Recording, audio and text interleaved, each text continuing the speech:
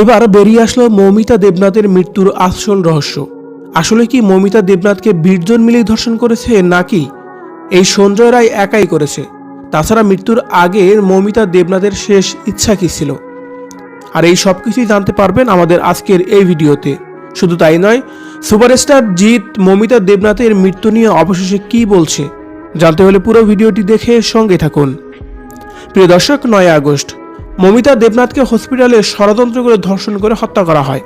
তবে একটা কথা শুনলে আপনারা আশ্চর্য হবেন যে যখন এই মৌমিতা দেবনাথকে ধর্ষণ করা হচ্ছিল, তার পাশে তার 2 বান্ধবী তাকে গলা চেপে ধরে রেখেছিল।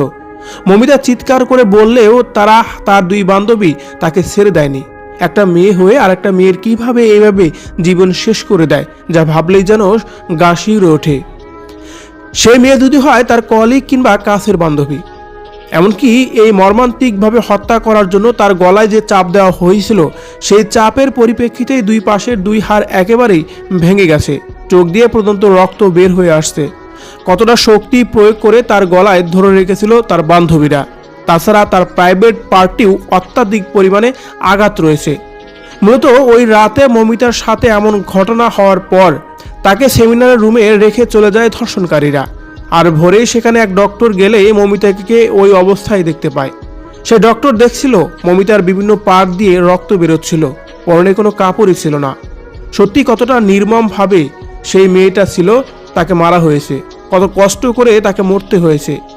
তবে এদিকে জানা গেছে প্রায় 18 জন মিলে মৌমিতাকে ধর্ষণ করেছে, যেখানে একজন মানুষের বীর্য 5 থেকে 15 মিলিগ্রাম হয়, আর সেখানে তার ভিতরে বীর্য ছিল 150 গ্রাম।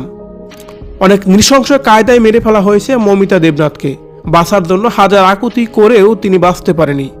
এদিকে জানা গেছে আরজিকর হসপিটালে যিনি প্রিন্সিপাল রয়েছেন, তার নামে অনেক কমপ্লেন ছিল অনেক আগেই। আর সেই প্রিন্সিপাল ওইখানকার ছাত্রীদের দিয়ে বিভিন্ন প্রকার অনৈতিক কাজ করে বেড়াতো এবং কি নির্যাতন করত। আর সেইগুলোর কথাই মৌমিতা সবকিছুই জেনে গিয়েছিল। মৌমিতা কাউকে বলে দেবে এমন ভয়ে মৌমিতার সাথে এই ঘটনা ঘটিয়েছে সেই প্রিন্সিপালের সহযোগীরা, এমন কথাই বেরিয়ে আসছে। আরজিকর হসপিটালে ওই প্রিন্সিপালের নাম হলো সন্দীপ ঘোষ। যাই হোক দর্শক শ্রোতা, মৌমিতা দেবনাথের উপরে এই নির্মম হত্যা নিয়ে আপনি কিভাবে দেখছেন? আর এই নরপশুদের কি শাস্তি হওয়া উচিত বলে আপনার মনে হচ্ছে? অবশ্যই কিন্তু কমেন্ট করে জানাবেন কমেন্ট বক্সে।